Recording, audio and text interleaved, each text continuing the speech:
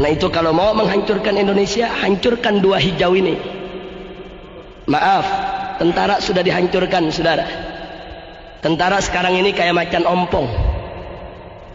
Tentara sudah dihancurkan, dihujat di mana-mana, dirusak, diberi, disikat. Dan Anda biar tahu, saudara, sengaja tentara kita diembargo, tidak boleh beli senjata, tidak boleh beli amunisi, tidak boleh beli peralatan perang. Ya, tentara kita mau dikebiri habis-habisan, saudara. Hati-hati, Pak, Bu, ya. Kalau tentara Republik Indonesia sudah lumpuh, setiap saat mereka bisa serbu negeri kita kapan saja untuk mereka kotak-kotak ini negeri, saudara. Sengaja kita diadu domba. TNI kita diobok-obok, diacak-acak, dihancurkan. Memang TNI kita di masa lalu punya banyak dosa, saudara. Punya banyak kesalahan. Tapi jangan sampai kita lupa diri. Kalau negeri ini tanpa tentara yang kuat, siapa yang mau jaga negeri ini? Siapa yang mau melakukan pertahanan di perbatasan? Siapa yang mau menggunakan senjatanya untuk mengusir tentara-tentara asing yang mau masuk ke negeri kita? Dihancurkan tentara kita. Tolong dicatat, tentara kita saat ini sudah hancur, saudara. Dan tentara sekarang mau bangkit lagi nggak gampang, saudara, butuh waktu. Dan tinggal satu hijau lagi yang belum hancur, saudara, yaitu hijau Islam. Yang dimaksud hijau Islam di sini adalah ulama dengan umat. Di mana-mana ulama saat ini, alhamdulillah, mereka masih memimpin umat, mereka masih bisa menggerakkan umat. Tapi ingat, ulama pun mereka ingkar, saudara. Mereka bisa bunuh setiap saat, mereka bisa fitnah, mereka bisa tuduh dengan berbagai macam tuduhan, mereka bisa penjara, mereka bisa lakukan apa saja untuk menghancurkan kekuatan hijau yang kedua. Maka itu saya tanya sekali lagi kepada semua yang ada di sini, licik tidak mereka? Licik tidak mereka? Maka itu saya tanya semua, tanpa para habaib yang berjuang, apa pemerintah pikir dia bisa pertahankan negeri ini? Tentara kita tidak akan bisa mempertahankan republik ini kalau umat Islam dan ulamanya tidak turun untuk ikut bertahan dan berjuang. Betul? Tolong dicatat, saudara. Itu peristiwa perang di Ambon, di Maluku. Tentara nggak bisa apa-apa, saudara. Polisi nggak bisa apa-apa.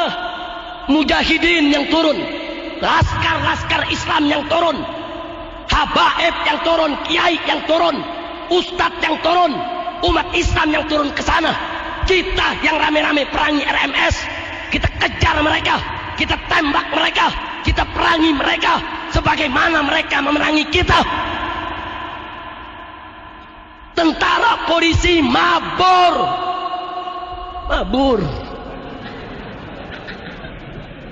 Di Pasuruan aja pada bisa megang kumis, saudara. Di Ambon mabur.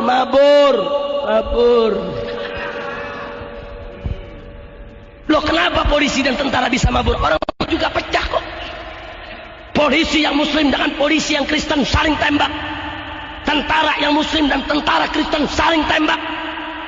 Mereka sendiri kacau kok.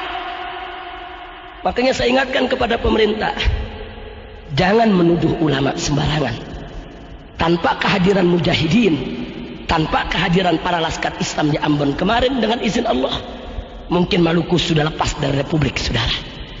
RMS punya senjata lengkap, mereka punya senjata otomatis, tapi berhadapan dengan laskar-laskar Islam mereka tidak mampu. Mereka bantai pertama saudara kita, banyak kaum muslimin yang mati. 1 tahun kita digempur habis-habisan. Tapi begitu mujahidin turun, laskar turun, ulama turun, umat Islam turun, mereka porak-poranda. Masya Allah.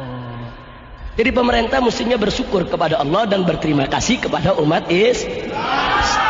Kalau umat Islam nggak berjuang di Ambon, udah lepas dari kemarin, saudara.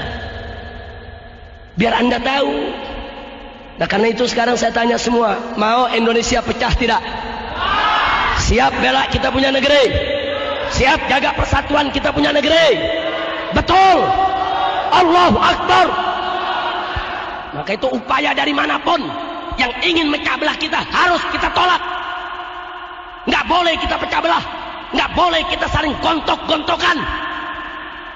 Insya Allah. Ingat, tanpa persatuan kita nggak bakal bisa mempertahankan republik ini, saudara. Kira-kira bagian yang kedua ini jelas tidak? Jadi saya ulangi secara singkat, bagian kedua, kita punya potensi negara kaum muslimin yang teritorial wilayahnya terluas di dunia. Amerika tidak suka, dia mau hancurkan ini. Bagaimana caranya? Dukung orang Indonesia yang mau berontak. Kalau perlu yang nggak mau berontak dibakar supaya mereka berontak, saudara. Nah karena itu kita boleh protes pemerintah, kita boleh kritik pemerintah, tapi jangan kita lakukan pemberontakan, saudara. Karena begitu pemberontakan kita lakukan, itu yang mereka tunggu, saudara. Itu yang mereka inginkan. Dia mau hancurkan kita. Memang itu kepada tentara kita minta supaya mereka memperbaiki citra, bangkit kembali, jaga republik ini. Jangan diulangi dosa masa lalu. Betul. Kepada kepolisian juga begitu. Jangan mentang-mentang tentaranya udah mulai lumpuh, polisi kayak koboi. Ini dia nih, main tangkep sono, tangkep sini, larang sono, larang sini, koboi loh. Betul. Polisi juga berkewajiban untuk menjaga keutuhan Republik Indonesia. Polisi juga berkewajiban untuk menjaga keutuhan Republik Indonesia.